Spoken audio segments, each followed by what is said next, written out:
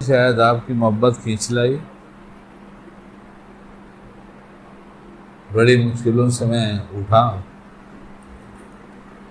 میری بچی وہاں بیٹھی تھی، چائے تیار کر کے چائے پلا دیا. اس نے میرا چہرہ دیکھا تو کہا آپ مسجد میں جانے کے لائق نہیں ہیں، بہت تھکے ہوئے ہیں، آپ سو جائیے. میں نے کہا بیٹا جاؤں گا ہمت کر کے، نماز پڑھ کے آ جاؤں.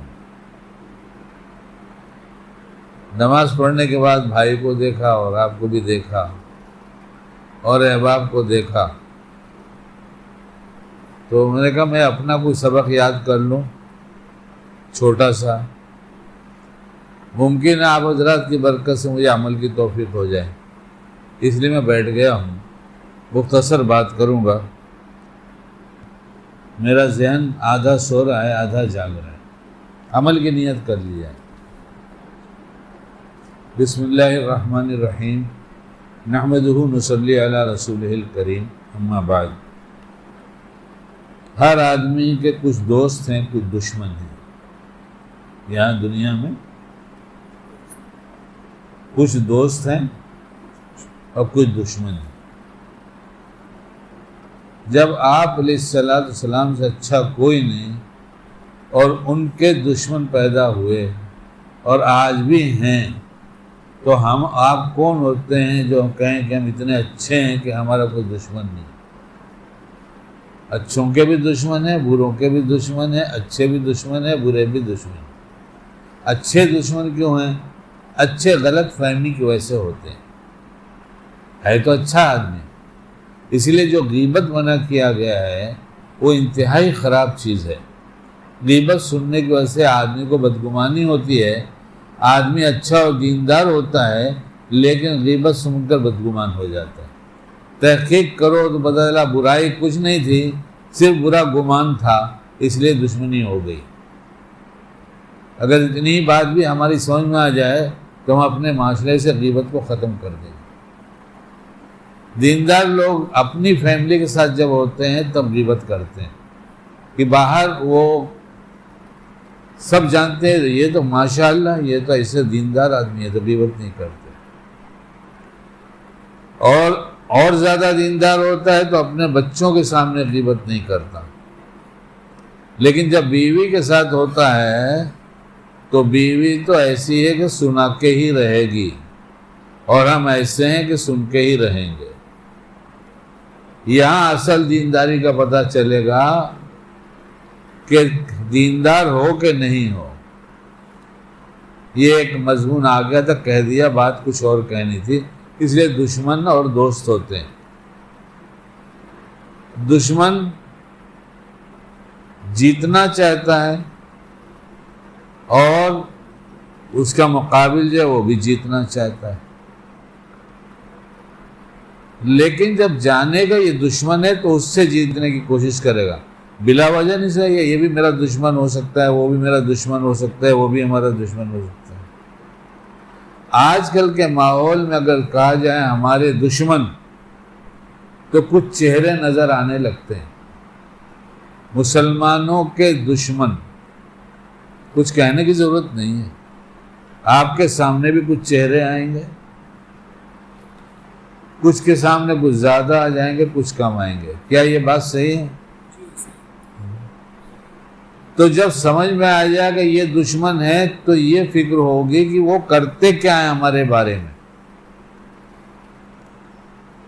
وہ کرتے کیا ہیں، یہ فکر آئے گی نہیں آئے گی؟ جیسے معلوم ہو جائے گا یہ دشمن ہے، پتہ چل گیا، تو ایک فکر یہ آئے گی کہ یہ ہمارے بارے میں کرتا کیا ہے، کہتا کیا ہے، کرتا کیا ہے، سوچتا کیا ہے، سب ایک تصور قائم ہو جائے گا. تو اللہ نے بتایا تمہارا دشمن کون ہے. اللہ نے بتایا کون ہے دشمن؟ شیطان ہے، نفس ہے. ہم صبح سے لے کے شام تک شیطان کی دشمنی کے بارے میں کیا سوچتے ہیں اور بچنے کا کیا انتظام کرتے ہیں. اور اگر نہیں کرتے تو اس نے کوئی انجیکشن ہم کو ایسا لگا دیا ہے یا ہم کو ایسا کھانا کھلا دیا ہے کہ ہماری عقل معاف ہو گئی، ہمیں سمجھ میں نہیں آ رہا ہے۔ ہر آدمی اپنے بارے میں سوچنا شروع کر دے شکیل، اپنے بارے میں کہ تجھے دشمن کون سمجھ میں آ رہا ہے، خدا کا بتایا ہوا دشمن یا ماحول کا بنایا ہوا دشمن؟ تو کسے دشمن سمجھ رہا ہے؟ تو سمجھ میں آئے گا ماحول کا بنایا ہوا دشمن ہم سمجھ رہے ہیں، اور خدا کا بتایا ہوا دشمن اس سے ہم غافل ہیں۔ کیا یہ اتنی بات سمجھنا ضروری ہے یا نہیں؟ اس لیے میرا جھگڑا تو کسی سے ہے ہی نہیں۔ وہ کہتے ہیں گالی بکتا ہے، مطلب کسی کے پریشر میں ہے۔ بھائی کیسے پریشر میں؟ ارے شیطان نے اس کو میرے بارے میں کچھ کہہ دیا ہے اس لیے وہ گالی بکتا ہے، اصل تو شیطان ہے، ہمیں تو اس سے سمجھنا ہے، اس کو کیا سمجھوں گا؟ تو کیا خیال ہے ابھی کیا کرنا ہوگا؟ اب کریں گے کیا؟ ہم کو تو بیان آتا نہیں، ہمارے پاس تو سب سے بڑا مسئلہ یہ کھڑا ہوتا ہے، کریں گے کیا؟ دشمن کو کرنا ہے، اپنے کو کرنا ہے۔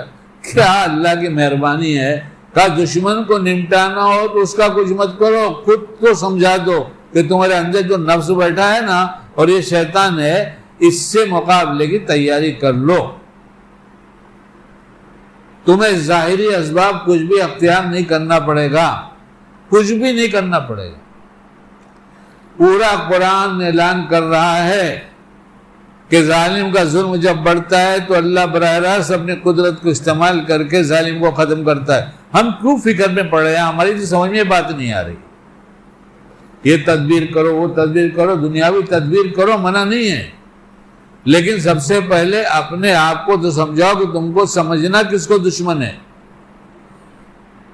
اور جب سمجھ میں آ جائے گا کہ نفس کو، شیطان کو سمجھنا ہے، تو پھر اس سے نمٹنے کے لیے خاندان والوں کی ضرورت ہے، قبیلے والوں کی ضرورت ہے، محلے والوں کی ضرورت ہے، ملکی سطح پہ ضرورت ہے، عالمی سطح پہ ضرورت ہے۔ کہا کچھ نہیں کچھ نہیں کچھ نہیں، کہاں چکر میں پڑا ہے؟ صرف تو سچی توبہ کر لے، صرف تو سچی توبہ کر لے، تیرے حق کے فیصلے بدل دیے جائیں گے۔ اتنی چھوٹی سی بات ہے، ہم نے کیا کھا لیا جو سمجھ میں نہیں آ رہا ہے؟ بات اچھی طرح سمجھ لو شکیل، دنیا سمجھے نہ سمجھے، شیطان جو سب سے بڑا دشمن ہے، اس نے کہا ان کو کھلا کے جنت سے نکالا ہے، ان کو، ان کے ابا دادا کو کھلا کر جنت سے نکالا ہے، ان کی اولادوں کو کھلا کر جنت میں جانے نہیں دوں گا۔ جس دن دل کی آنکھ کھل جائے گی نا، کھانا صحیح جائے گا پیٹ میں، اس دن سب کچھ سمجھ میں آنے لگے گا، ورنہ کہے گا وہ شکیل پاگل ہے، خالی کھانے کی بات کرتا ہے۔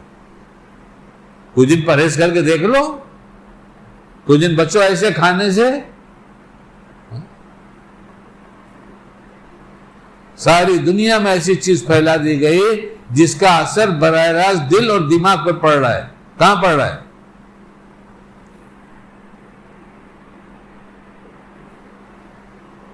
اس لیے کسی کے بارے میں نہیں سوچنا ہے، بہت اپنے بارے میں غور کرنا شروع کر دے۔ اور آسان سی چیز اللہ نے سمجھا دیا، مانگو ہم دیں گے۔ کیا کہا؟ مانگو ہم دیں گے۔ ہم یہ مانگتے ہی نہیں کہ ہم کو سمجھا دیجئے کہ ہمارے دشمنوں سے ہمیں کیسے نمٹنا ہے، اور اصل دشمن کون ہے، جو نفس اور شیطان ہے، ہم اس سے نمٹ نہیں پا رہے، آپ کیجئے۔ سنتوں کا اہتمام، حلال غذا کا اہتمام، سنتوں کا اہتمام، حلال غذا کا اہتمام۔ تکبیر اولا کے ساتھ جو آدمی اہتمام سے نماز پڑھے گا، اس کی عقل بڑھتی چلی جائے گی، اس کے دھوکے اس کے سامنے سے کھلتے چلے جائیں گے۔ اللہ تعالی ہمیں عمل کی توفیق عطا فرما دے۔ ان کو مت کہا جائے، ہم اپنی فکر میں لگ جائے، انشاءاللہ راستہ جلدی کھل جائے گا۔ اللہ تعالیٰ کہنے سناتے عمل کی توفیق عطا فرمائے۔ سبحان اللہ والحمدہ، سبحانک اللہم وبحمدک، نشہد ان لا الہ الا انت، نستغفرک ونتوب الیک۔ سبحان ربک رب العزۃ عما یصفون، وسلام علی المرسلین، والحمد للہ رب العالمین۔